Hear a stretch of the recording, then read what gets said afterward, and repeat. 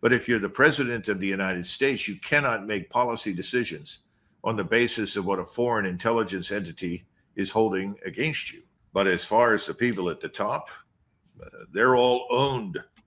They owe everything to the lobby. They are going to do what they're told. So recently, Douglas Macgregor exposed the truth about how Israel dictates U.S. foreign policy, why the U.S. gets embroiled in all of Israel's affairs, and why the Israel lobby has so much influence in the United States, and what are the ramifications of that on current U.S. foreign policy as it pertains to Gaza and other places. Let's get his take on this. Please like the video and subscribe to the channel. A few minutes ago, Israeli Prime Minister Netanyahu announced that it is now the public policy of Israel to use the IDF to occupy the Gaza Strip. If he asks President Trump and President Trump orders American troops on the ground to help Netanyahu, troops not there to feed Palestinians, but to kill them, what do you think Secretary Hegseth will do? And what do you think he should do? Well, he'll implement the order. Everyone in Washington will. Do we have to go back over President Netanyahu's 5 standing ovations in front of Congress? I mean, who is in charge here? Let's wake up and smell the proverbial coffee. Prime Minister Netanyahu is, in fact, when it comes to these matters, President of the United States. He's in charge. Now, the question is, what do you do if you're in uniform and you're being ordered to do something that you regard as atrocious, as contravening, basic law of war and humanity? That's another matter. I mean, I'm sure that somebody somewhere in Army or Marine uniform, whether they're special operations or not, would have some questions on that subject.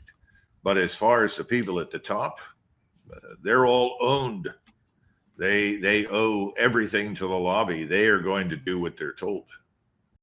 Yeah, man, wake up and smell the coffee. I hate to say, I think he's totally accurate here. And it's not just the president, by the way, that has such impulses to be driven innately toward the Israel lobby. It's also Congress who, guess what they're doing, spending their recess, many of them anyways. They're taking the opportunity, to go back to their home districts and see how to vote on revealing the Epstein files. No. They're taking the opportunity to get photo ops with Netanyahu. Many of them are going to Jerusalem to cry at the wall and other things like that. So yeah, this government is beholden to the Israel lobby. Hegseth would absolutely fulfill that request. He is a very staunch Zionist as well, as is Marco Rubio, as is almost all of this government. I don't have to tell you about Mike Huckabee either. So yeah, he's totally accurate here, and there's no reason to see why that order would be resisted, even if it's not on the table, even though this might be a hypothetical. Are the Israelis blackmailing Donald Trump? I wouldn't be surprised. It wouldn't be hard. I mean, look, the man's a billionaire, and they do all sorts of things because they have the money to do it. They're always surrounded by lots of women or anything else they want. So I suppose anything is possible. I would simply say this. I think most of us, and I include myself in this category, what adults do, men and women in private, is their business, Judge. I mean, I'm not interested in what they do. Whatever they do, they can do. But when you include children, it's over. Yes. That is unacceptable. And that's the real question here, because we know that Epstein was a pedophile. We know that he was feeding the appetite of pedophiles. This is a procurer, a pimp. And this man was actively engaged in blackmailing, not in the usual sense for money, but working for the Mossad. And I don't doubt the CIA had a hand in it as well, maybe MI6. Yeah, I had to agree with him there. At least most signs point to that. A lot of people will not admit this, so props to you, Douglas Macgregor, for admitting what many of us think based on Epstein's connections, not only to Ehud Barak, but Robert Maxwell, Les Wexner, when he had the run-ins with Adnan Khashoggi and Douglas Leese, all parties that were intricately connected to Israel's intelligence. And Ari Ben-Menashe, who said that Epstein said that he operated under being a Mossad asset. So that is what we're left with here, and I hate to say that I agree with him too. I chuckled a little bit when he said President Trump, but yeah, it's right. Netanyahu does seem to be the president. As far as whether Trump is being blackmailed by Israel, I guess it's possible, but if it's new to this term rather than the first term, I don't know what would be different, because he's always operated in a manner that's beholden to Israel. In his first term, he moved the U.S. Embassy to Jerusalem. He signed the Abraham Accords. He exacerbated the war in Syria that Netanyahu always wanted him to push, and the Israelis wanted the U.S. to side with al-Qaeda against Assad because some of the money flowing into Hezbollah came through Syria. That was their reasoning, but also they wanted that regime to be destabilized for pursuit of the Greater Israel Project. They're laying claim to some of southern Syria to expand the West Bank settlements. So that's what I think we have here. So unfortunately, the possibility that he was or is being blackmailed is real. The question is, for what? If it's women, come on. Every NFL star, every National Basketball Association player, all these people, they have endless access to women. And if they're in the other direction, men, I suppose. We don't care. That doesn't matter. I mean, it may be unsavory. It may lower people's opinion of someone on the basis of that kind of behavior. But what really counts here more than anything else is children. We have too many children disappearing in this country every year. We still have children being trafficked over the border with Mexico and, frankly, into our harbors and across into Canada. It's horrendous. It's offensive. It's wrong. It's evil. That's what bothers everybody, and that's what President Trump needs to be sure he is not part of. Yeah, no question, but it's also a concern, in addition to what he was saying, all of which was true, is that if a foreign intelligence service or agency or country is using those kind of mechanisms, attractive women or, ego boosts of any kind that seems to trump or feed the Trump beast maybe more than anything in life, if that is being used against Trump to bend him to their will, that's a concern whether or not it includes children. And yeah, I do think Epstein's sex trafficking operation was the result of a foreign intelligence service running a blackmail operation, likely Israel, likely the Mossad, maybe had CIA influence in it too. But it's not just the concern about children, which is a real concern. These were vile crimes, heinous crimes of the darkest kind. But also, if Epstein had connections to intelligence services and the Israeli government is using that as blackmail, that is a serious concern too for the national security of the United States and really the certainty of any kind of political sovereignty, which I think is kind of an oxymoron when you have such power and influence by the Israel lobby anyway.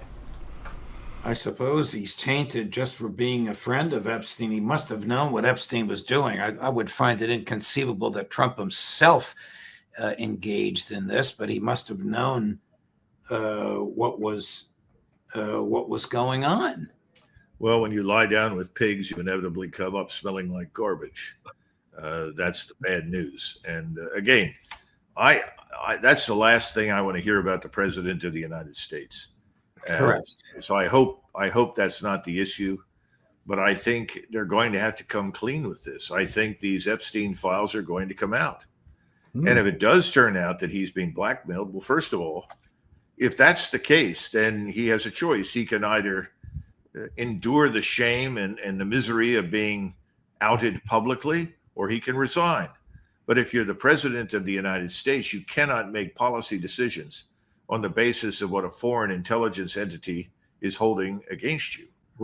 Yeah, no doubt. I will comment on this too. He's right. If you lay with pigs, you're going to end up smelling. But it's the defensive nature and the cover-up scam that's happening that's causing people to raise more questions toward Trump than they ever had before. And I don't think it's unique to Trump. There's always been allegations of Clinton being involved in some of these escapades, because Clinton was extremely close to Epstein too, especially in the 90s when he was in the Oval Office, and there were 17 meetings between Epstein and Clinton while he was the US president. So it's not just Trump here, but yeah, absolutely, this should come out. I don't agree with Macgregor. I don't think the Epstein files will come out. And they're behaving as if Trump is implicated to some extent, if not in criminal activities like this, certainly covering up for other people, maybe prominent Republicans, prominent lobbyists, friends of his. And the Democrats did the same thing. So I'm not saying this is any different now, but the delivery is so much worse because it was the Trump administration that promised transparency on this case. So yeah, I hope the truth comes out. As far as what the judge said, it's not really known that Epstein engaged in these crimes until after really their relationship broke off. At least in 2004, that seems to be the schism point. It's after that case that Epstein seems to have been involved in these, heinous activities, these heinous crimes against children. Now, I'm not saying it's impossible he wasn't before that, but the charges that he had that resulted in the plea deal happened after 2004. I think they were supposed to have begun in 2005 or 2006. Someone can correct me if I'm wrong, and there's always been allegations that, yeah, he hung out with younger women and stuff like that, but I don't think he was ever, there's evidence on the table charging him for activity before that. Again, doesn't mean it didn't happen, but there's not as much weight behind it as the things that came after that. Right. Nor can you give a commutation or a pardon to the sidekick of this pedophile, whose conviction was based on the evidence of those she transported to him. Well, and I think what's even more disturbing is the reports that are coming out that wealthy Jewish billionaires and others are pouring money and influence into whatever they can to help and rescue this woman. I don't understand that. That's reprehensible. That's the last thing. And that's probably one of the reasons that she's now being released from the prison where she was being held and given some sort of minimum security opportunity, which, as I understand it, when it comes to sex crimes, you shouldn't have that option. Yeah, that's the case. Ghislaine Maxwell has been moved to like a min security prison in Texas that's not known for housing any sex offenders. There's a lot of things that just squeal corruption about all this that is happening in the backdrop of rearming Ukraine and what's happening in Gaza. But that is the case. A lot of people think it's just inevitable that Trump's going to pardon Maxwell. Candace Owens said it on her show the other day, is he's going to pardon Maxwell. We shouldn't even be surprised about it.